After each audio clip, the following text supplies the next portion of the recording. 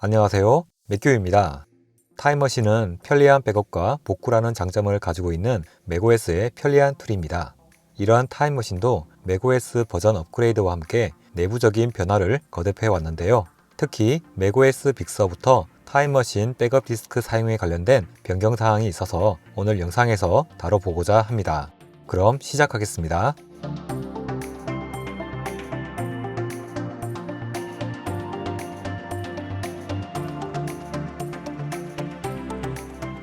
맥OS 타임머신으로 사용할 수 있는 디스크는 카탈리나까지는 맥OS 확장이라 불리는 HFS 플러스 파일 시스템을 사용해 왔지만 맥OS 빅서부터는 APFS 파일 시스템으로 변경되었습니다.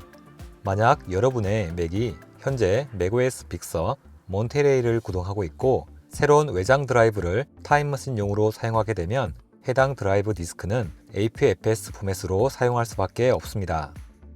예시 영상을 보겠습니다. 현재 외장 하드가 맥OS 확장 HFS 플러스 파일 시스템으로 세팅되어 있는데요. 타임머신 환경 설정으로 들어가겠습니다.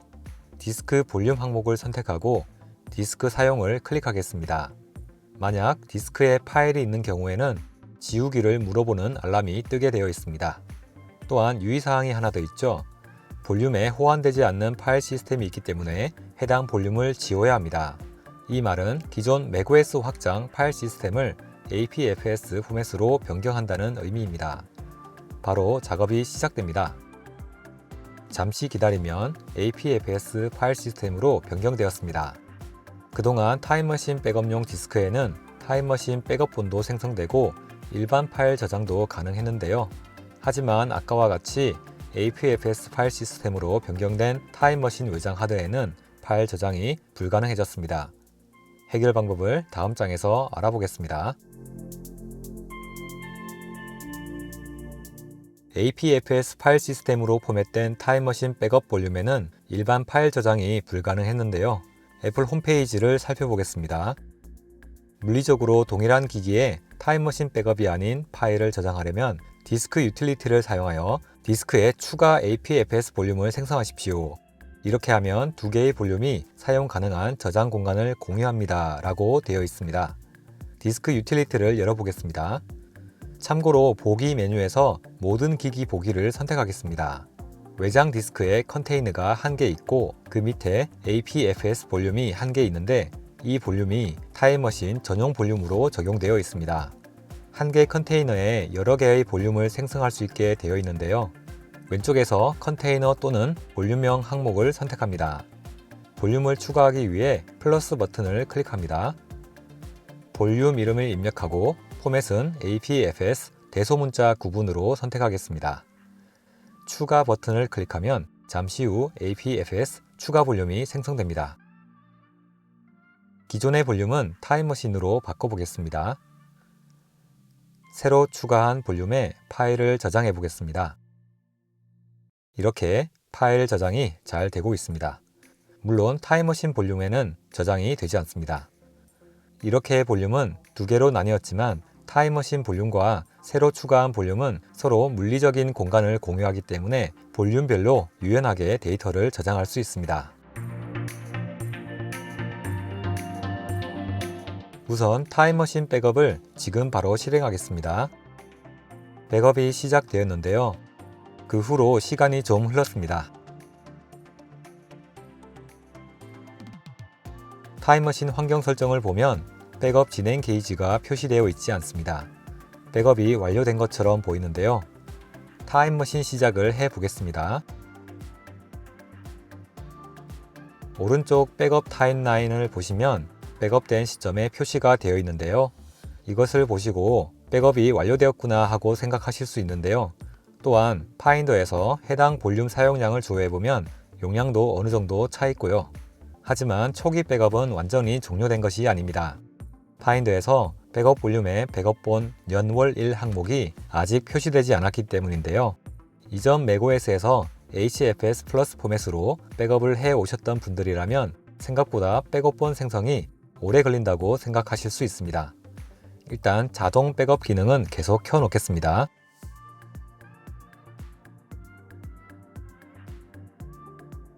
인내심을 가지고 한참 기다리시면 백업이 완료되는데요. 가장 최근 백업, 가장 오래된 백업의 날짜가 찍히게 됩니다. 이것이 정상적인 백업본 생성 결과입니다. 또한 파인더를 열어보면 백업본 날짜 시각 단위가 보이게 될 것입니다. 실제 백업을 해보니까 초기 백업 시에는 이 항목이 보이기까지 상당한 시간이 걸린 것 같습니다.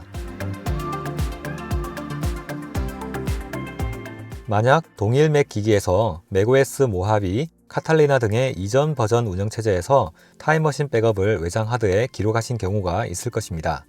해당 외장 하드는 HFS 플러스 파일 시스템으로 포맷되어 있습니다. 맥을 빅서 또는 이후 버전으로 업그레이드하고 나서 타임머신 백업은 특별한 문제 없이 계속 진행됩니다. 앞에서 설명드린 비어있는 외장 하드의 경우 강제로 APFS 포맷으로 변경되었던 것과 약간 뭔가 다른 점이 있는 것 같은데요. 애플 홈페이지 사용 설명서를 보겠습니다. 해당 디스크가 기존 타임머신 백업을 포함하는 맥OS 확장 포맷 디스크인 경우 디스크를 지우고 다시 포맷하라는 요청이 나타나지 않습니다.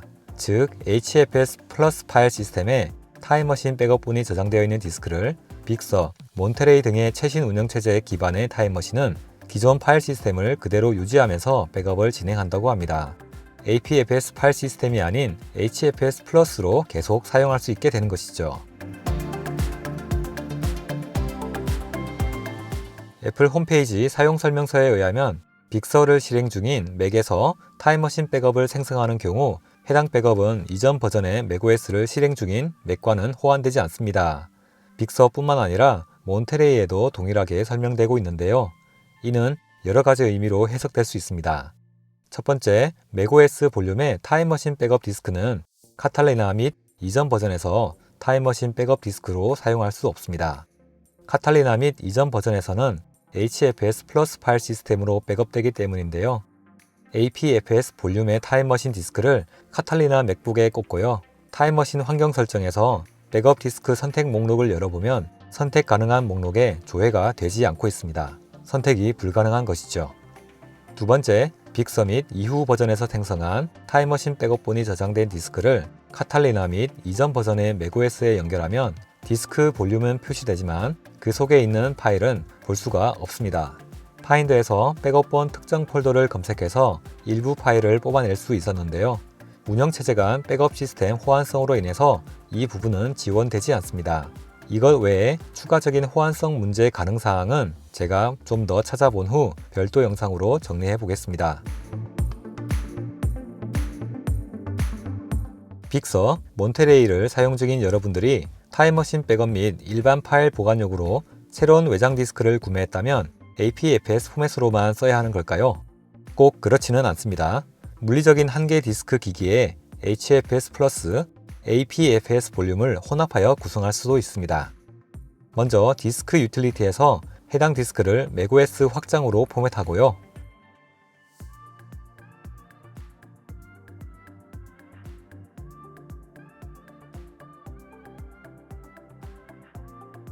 그 다음 파티션 기능을 실행합니다. 여기서 플러스 버튼을 클릭해서 새로운 볼륨을 생성합니다. 일단 이렇게 반반씩 나뉘어지는데요.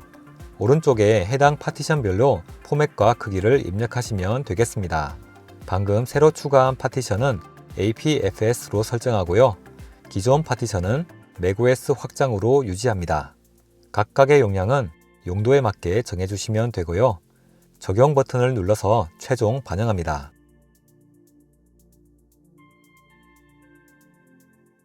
그 다음 APFS 볼륨이 한 개가 만들어졌는데요. 이 볼륨에 타임머신 백업을 하면 일반 파일을 쓸 수가 없기 때문에 APFS 볼륨을 하나 더 추가해 줍니다. 이렇게 해서 일부 볼륨은 맥OS 확장, 나머지는 APFS로 하였습니다. 단 맥OS 확장과 APFS는 저장 공간을 공유하지 못하기 때문에 처음 공간 할당 시 잘 생각해서 설정하시면 되겠습니다. 이 디스크 볼륨을 타임머신 백업에 활용하게 되면 표시되는 3개의 볼륨 중에서 APFS 타임머신 백업 볼륨을 선택하시면 되겠습니다. 오늘은 맥OS 빅서부터 달라진 타임머신 백업 디스크 유형에 대하여 알아봤습니다. 그리고 이에 맞게 외장 디스크를 포맷하는 방법도 알아봤습니다. 오늘 시간에서 다루지 못한 몇몇 응용 케이스가 있는데요. 이것은 다음 기회에 영상에서 다뤄보도록 하겠습니다. 오늘 영상은 여기까지입니다. 저는 맥규였습니다. 감사합니다.